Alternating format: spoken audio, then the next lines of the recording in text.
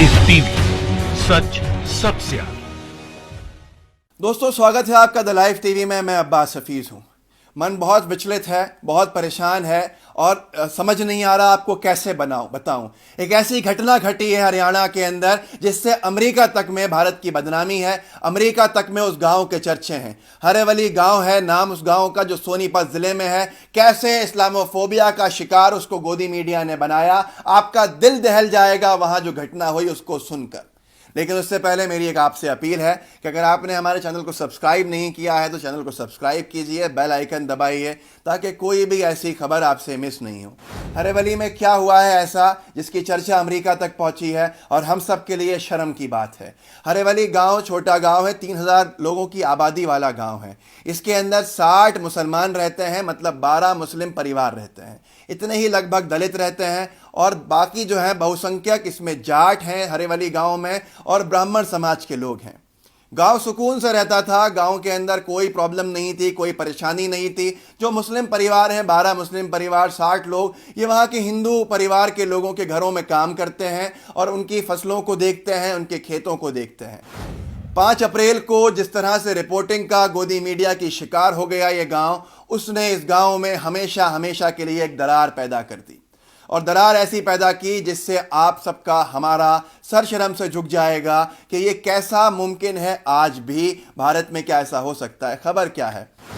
खबर यह है कि गोदी मीडिया की रिपोर्टिंग जो 27-28 मार्च से शुरू हुई तबलीगी जमात को लेकर, दिलशाद नाम का एक लड़का इस गांव का जमात में गया हुआ था। वो वापस जब लौटा इस गांव में 5 अप्रैल को, तो गांव के लोगों ने, जो बहुसंख्यक समाज के थे, उन्होंने जमकर इसको लाठियों से पीटा और मार मार के अधमरा कर दिया कि यही कोरोना फैला रहा है। ये कहकर वो अपने घर पहुंचा, अधमरी हालत में था, यहीं पर बाज नहीं आया। इसके अंदर एक पूरी की पूरी वहां के कुछ एंटी सोशल एलिमेंट्स ने शरारत की, अपनी तैयारी कर ली कि कैसे अब बल के दम पे पूरे के पूरे गांव के 60 मुसलमानों को हम हिंदू बनाएंगे। ये इनकी साजिश बनी और साजिश के चलते जब दिलशाद अधमरी हालत में अपने घर पहुंचा तो गांव के कुछ पुजारियों ने कुछ लड़कों को इन 60 मुस्लिम लोगों के 12 घरों के अंदर भेजा और इनके 12 लोगों को, जो हेड थे घरों के, जो बड़े थे, उनको बुलवाया चौराहे पे।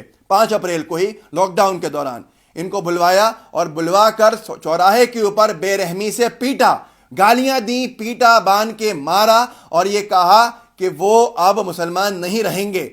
उनको उनके घर भेजा, मार पीट कर, गालियां देकर। कैसे मुसलमानों ने पूरे कोरोना फैलाया उनको कहा गया, उनको गालियां इस बात पे दी गई। वो जैसे ही अधमरी हालत में अपने घर गए तो लड़कों को भेजा इनके घरों से 4-4, 5-5 लोग की जोड़ी के अंदर लोगों को मंदिर लाने के लिए, क्योंकि लॉकडाउन, कोरोना का सिलसिला, इकट्ठी भीड़ नहीं हो। वो लड़के गांव के इनके घरों में गए। हाँ, और इस मारपीट के दौरान एक महिला, बूढ़ी महिला को भी मारा गया जो मुसलमान थी, वो जमीन पे गिर गई। खैर, वो लोग घर गए, घर जाकर लोगों को लेकर आए, गांव के मंदिर में लेकर आए। हरेवली गांव सोनीपत जिला, दिल्ली के संसद भवन से 40 किलोमीटर की दूरी पे है ये गांव, कोई अलग किसी कोने में नहीं है।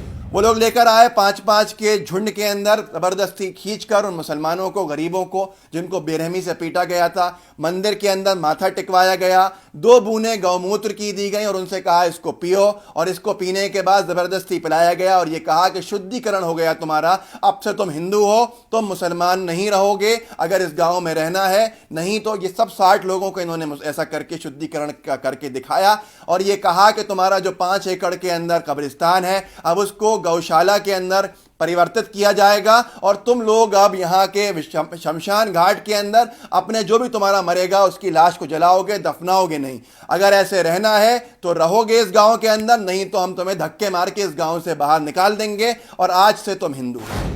सोनीपत जिला है, आप सब जानते हैं, इतने करीब दिल्ली से है, दिल्ली के संसद भवन से है ये गांव। उसके बाद भी अगर ऐसी घटना घट रही है तो आप सोच सकते हैं कि भारत में कोने कोने में क्या हो रहा होगा। इसका जिम्मेदार कौन है? इसका जिम्मेदार गोदी मीडिया है। मेरा दिल दुखा हुआ है, इसलिए आपको बहुत तेजी से नहीं सुना पा रहा हूं। आपका भी दिल दुखा हुआ होगा कि कैसे दीपक चौरसिया ने पिछले 1-1.5 महीने से सिर्फ और सिर्फ हिंदू मुस्लिम नफरतों पर चर्चा की है और मुस्लिम समाज के एक बड़े तबके को एक कोरोना का दोषी ठहराया। और ये कहते हैं, मुसलमानों को थोड़ी कह रहे हैं, लेकिन जो लोग समझ रहे हैं, जो आप समझाना चाहते हैं, वो समझ रहे हैं और वो उसी को समझ के इस तरह के काम कर रहे हैं कि भीड़ तंत्र का हिस्सा बन रहे हैं।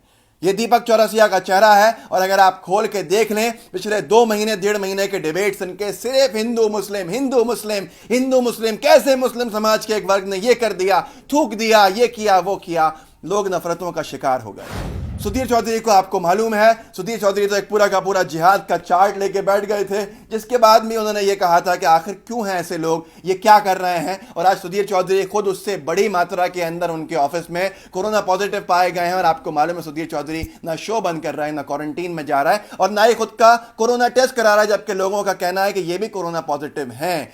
इसके साथ साथ इनकी नफरत भरी रिपोर्टिंग का ये शिकार हुए। उसके बाद आपने देखा कि पूछता है भारत के अंदर क्या भारत को बताया जा रहा था, अर्नब गोस्वामी। अर्नब जी आप खुश होंगे, इतनी नफरतें फैला दी हैं आपने कि गांव वाले दुश्मन बन गए, शुद्धिकरण कर रहे हैं और इस तरह से गौमूत्र पिला रहे हैं और ये अमेरिका में चर्चा का सबब बन रहा है। बार बार चर्चा।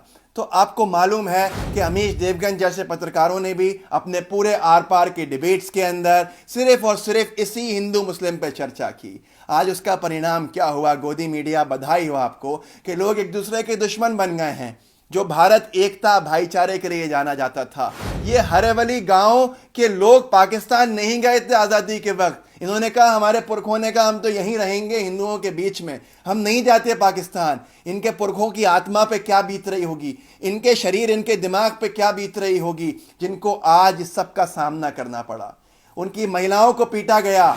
ये हुआ है कि आज अमेरिका में काउंसिल चर्चा कर रहा है इस पे, पर गोदी मीडिया से ये रिपोर्टिंग गायब है। स्क्रीन पे देखिए कैसे नफरतों का शिकार हुए एक हमारे हिंदू भाई को सऊदी अरब ने नौकरी से निकाल दिया क्योंकि वो अनभक्त बन गया गोदी मीडिया को देखते देखते। लाखों रुपया साल में कमाने वाला। न्यूजीलैंड का देखिए स्क्रीन के ऊपर कि कैसे एक इज्जतदार पद पे बैठा व्यक्ति अनभक्त बन गया गोदी मीडिया के इस इस्लामोफोबिया फैलाने के कारण और उसको भी वहां से निकाल दिया गया। इसका परिणाम मुस्लिम जो वेंडर्स हैं, जो सब्जी वाले हैं, आप देख सकते हैं उनको मारा पीटा जा रहा है, आधार कार्ड मांगा जा रहा है। एक तरह का विभाजन कर दिया है गोदी मीडिया ने। और ये आरएसएस का आज का नहीं है, शुद्धिकरण, घर वापसी। जब मोदी सरकार आई थी आपने देखा था कितना ज्यादा फैलाया गया था और मीडिया ने जम के दिखाया भी था उसको। और आप देख सकते हैं कैसी कैसी खबरें आरएसएस की धर्मांतरण करने के आरोप में आई थी, जबरदस्ती। ये भी वही है।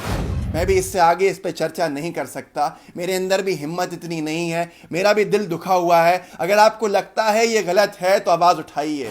गोदी मीडिया के पत्रकारों से हाथ जोड़कर अपील है, एक दूसरे के खून का दुश्मन मत बनाइए। मैं मानता हूं चाटुकारिता करनी पड़ती है, मोदी सरकार को अगर बरकरार रखना है तो इस तरह की नफरतें जरूरी हैं, क्योंकि ये कोरोना में भी नाकाम हो गए कंट्रोल करने में, इकोनॉमी बचाने में भी नाकाम हो गए, लोगों के रोजगार बचाने में भी नाकाम हो गए। तब इनसे सवाल नहीं हो तो मीडिया इनकी चाटुकारिता कर रही है। पर क्या कर दिया आपने, अब तो समझो क्या होगा इससे। क्या रोजगार मिल जाएंगे आपके घर में इससे? क्या आपके घर के हालात अच्छे हो जाएंगे? हम भारत में भाईचारे के साथ रहते थे, ऐसे नहीं रहते थे। अगर आपको लगता है कि आवाज उठानी चाहिए तो खामोश मत रहिए, कम से कम सोशल मीडिया पे बोलिए, आवाज उठाइए। आपको ये वीडियो सही लगा तो इसको शेयर कीजिएगा। जय हिंद, जय भारत। लाइव टीवी, सच सबसे आगे।